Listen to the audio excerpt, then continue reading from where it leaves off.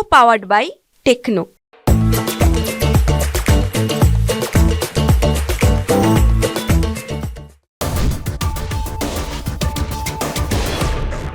छोटे शेयर ऊंची छलांग।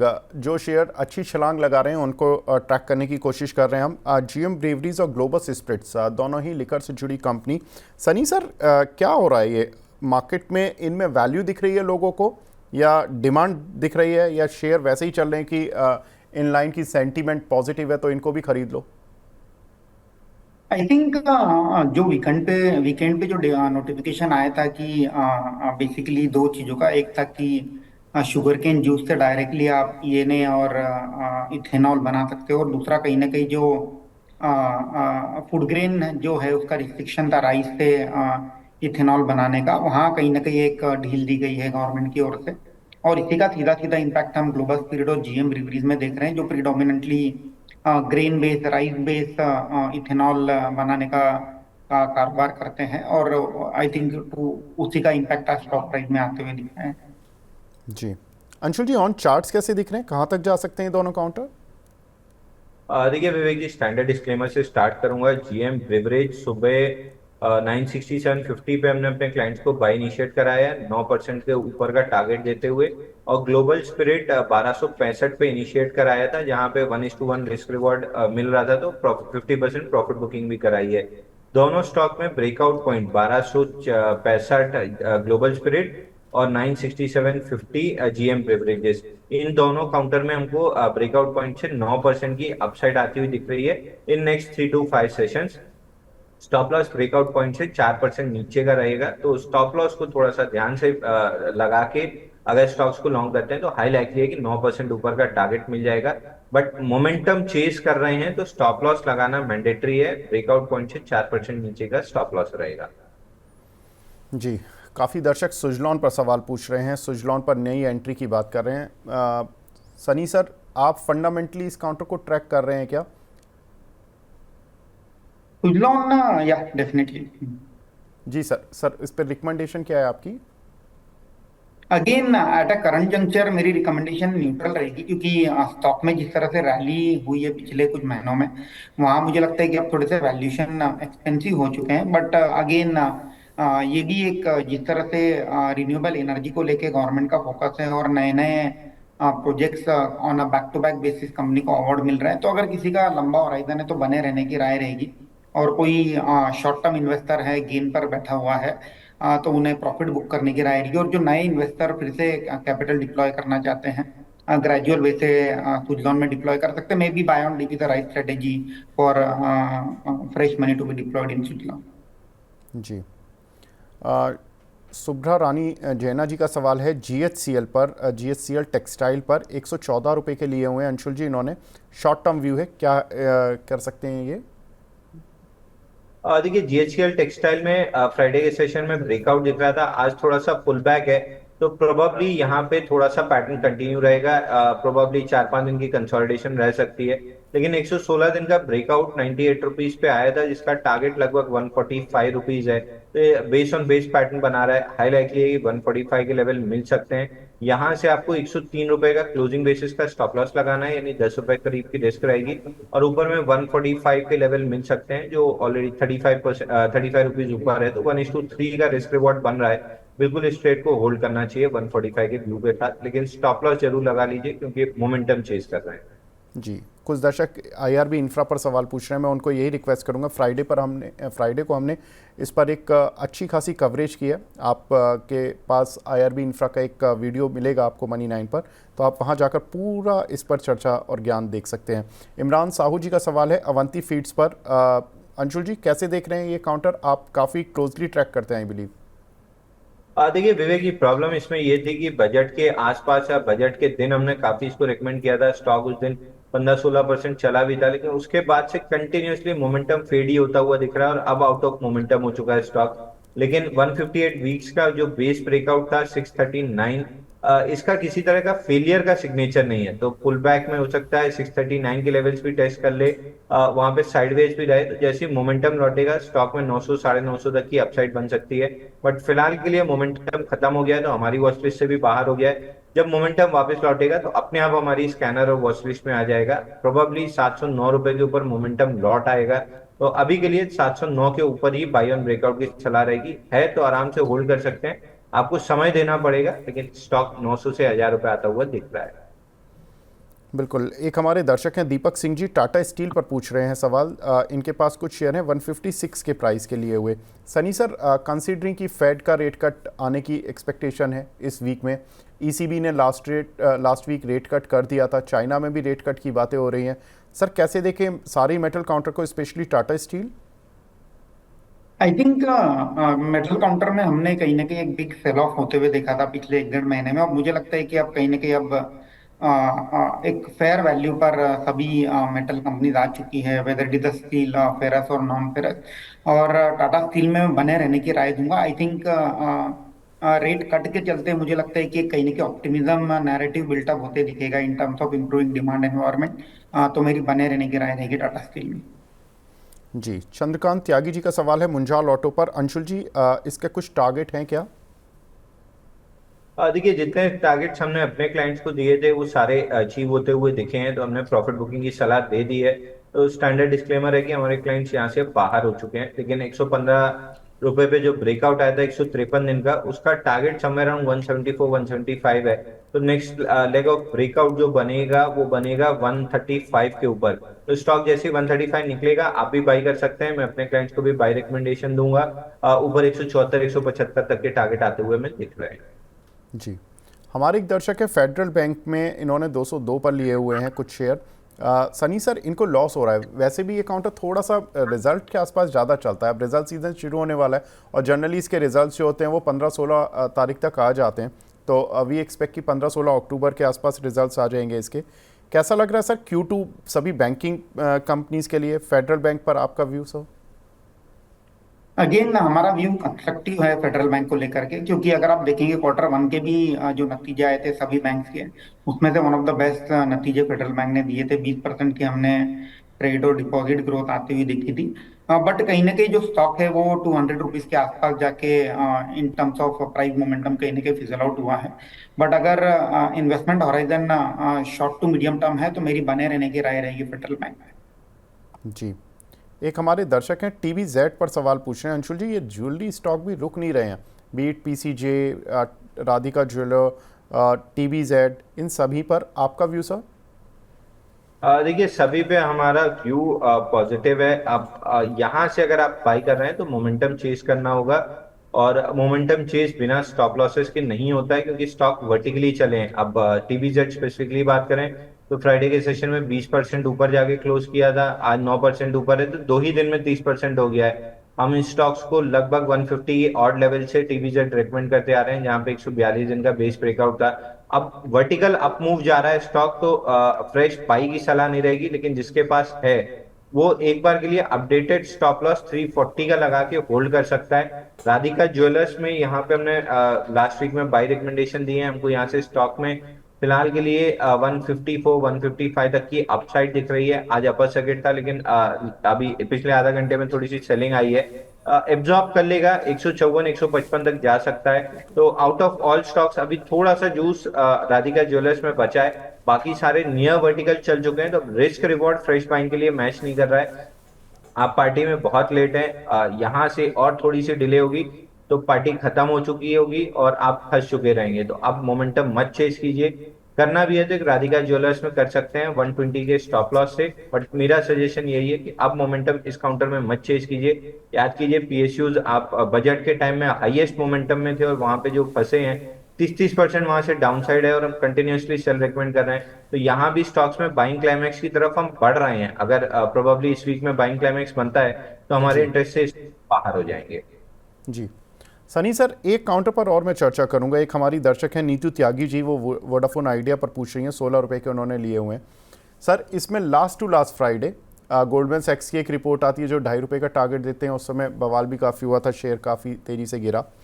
उसके बाद ट्यूसडे को एक खबर आती है कि जिस दिन ये फ्राइडे को गिरा था उसमें बिरला साहब ने अपने कुछ शेयर उठाए थे और 13 रुपये के आसपास, और करीब वो 2-2.25 करोड़ शेयर थे। उनकी एक एसोसिएट कंपनी थी, प्लस बिरला साहब ने उठाए थे सब काफ़ी सारे शेयर। शेयर चला ही नहीं, उस दिन भी खास नहीं चला, थोड़ा सा रिकवर हुआ फिर रुक गया। और उसके अगले दिन एक खबर आती है वेडनेसडे को कि ये जो बैंकिंग सेक्टर में बात कर रहे थे अपने लोन्स को लेकर, वहाँ पर इनको अभी कुछ आशा हाथ नहीं लगी है और इनको अब एनबीएफसी, आरईसी, पीएफसी से बातचीत कर रहे हैं।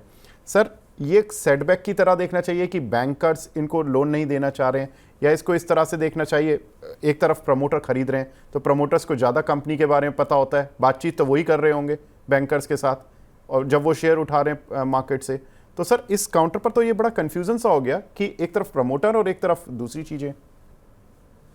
विवेक जी, मैं यही कहना चाहूंगा कि जो कंपनी जो कंपनी का जो कारोबार है, ऑपरेशन है, वो कहीं ना कहीं वर्क इन प्रोग्रेस में है। इम्प्रूवमेंट जो नेटवर्क का जो इंफ्रास्ट्रक्चर है, नेटवर्क इंफ्रास्ट्रक्चर, उसे इम्प्रूव करने के लिए कंपनी ने तकरीबन 50 से 60 हजार करोड़ का केपेक्स प्लान अनाउंस किया है।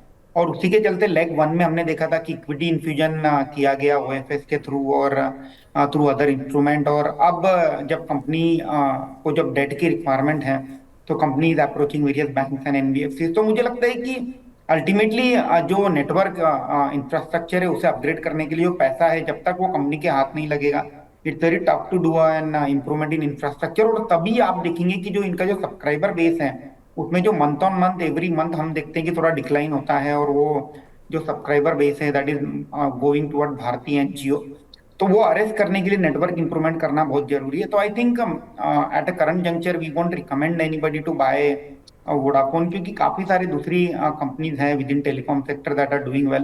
Bharti doing very well, Jio जिसका आगे जाके हम ऑब्वियसली रिलायंस के थ्रू पार्टिसिपेट कर सकते हैं। At the same time network infrastructure companies भी है, तो it's a very high risk high return kind of bet. ठीक है, प्रमोटर ने 2-3 करोड़ शेयर ले लिए, तो मुझे नहीं लगता है कि कोई बहुत बड़ा अमाउंट है compare to the current market cap of close to 90,000 crore rupees. तो अल्टीमेटली मैं इसे ट्रैक करना चाहूंगा, और जब तक इनकी जो डेट फंड का जो मोबिलाइजेशन है वो ना हो जाए, अल्टीमेटली स्ट्रीट को कॉन्फिडेंस नहीं आएगा इन टर्म्स ऑफ जो ग्रोथ प्लान कंपनी ने प्रेजेंट किए थे ओएफएस के टाइम पे, वो तब तक मटेरियलाइज नहीं हो पाएगा जब तक फंड मोबिलाइज ना हो पाता है। बिल्कुल, तो ये खबर बहुत इंपॉर्टेंट रहेगी वोडाफोन आइडिया के लिए कि जब तक कि इनकी डेट की फंडिंग और नहीं आती है। एफपीओ से इनका कहना है कि बैंकर्स के पास जब हम गए थे तो उन्होंने बोला था कि आप पहले एक इक्विटी से फंडिंग कर दिखाओ, इन्होंने कर दिखा दी, एफपीओ हिट करा दिया, उसके बाद अब बैंकर्स बोलने कि हम तो अभी भी लोन देने में इच्छुक नहीं है। तो ये थोड़ा सा कंपनी के लिए सेटबैक लगा, जिसकी वजह से काउंटर रिकवर नहीं हो रहा है। लेकिन अगर ये खबर कुछ भी पॉजिटिव साइड पर आ गई तो शायद ये टर्न अराउंड स्टोरी भी देखते हुए बनेगी। वही सर सनी सर भी कह रहे हैं कि ये हाई रिस्क हाई रिटर्न वाला शेयर है। सनी सर, लेकिन आपकी रडार पर कौन से शेयर हैं सर? सबसे पहले हमारे रडार पर जो हमने अभी रिसेंटली हमारे क्लाइंट को भी रिकमेंड किया है वो है जेके टायर। तो जिसका current market price just let you know what is the जी सर, मार्केट प्राइस इज 446, और सर इसे 443 है।